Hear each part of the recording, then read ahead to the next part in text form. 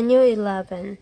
So I read this chapter as is, and I didn't understand it much. Then I read the study Bible and tried to correlate it, but the correlation, I'm not sure, like it didn't match very well with what I understood. So I'm gonna go back and match it based on the verse and the commentary to understand it better, but that's a lot of information.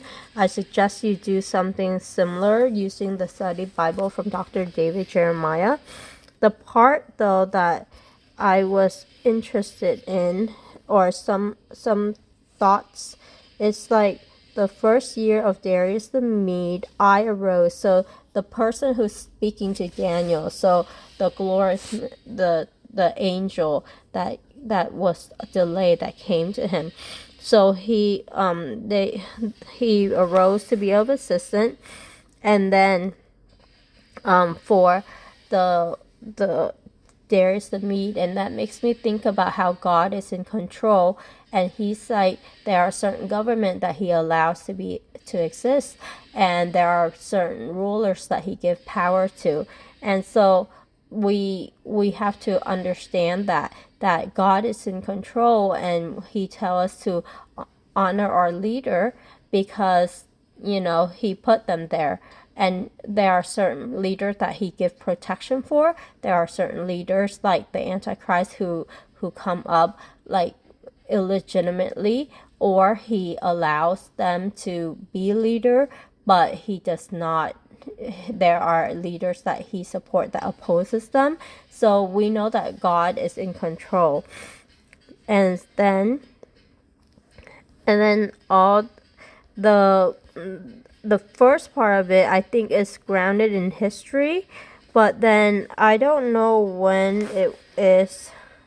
I think it's at this point. Okay, like at 36, it's talking about the Antichrist. So this person will show no regard for the gods of his father, and then he will honor a god of fortresses, maybe like military power. Let's see, god of fortresses, yeah, refer to his pride in his own military might. So that fits with what the study Bible said. And then it said, but he was a god whom his fathers did not know, and then honor him with gold, silver, precious stone, and treasures, and then take action against the strongest fortresses, like maybe nation, with the help of a foreign god. And then those who acknowledge him, then he will make them rulers. And then the king of the south will wage war with him. He will then enter the beautiful lands of Jerusalem, and many countries will fall. Some will be rescued out. He will gain control over hidden treasures of gold and silver. So gold and silver are still to be found. And over all the precious things of Egypt. I wonder if the gold and silver is talking about is found in Egypt. And Libyans and Ethiopians will follow at his heel.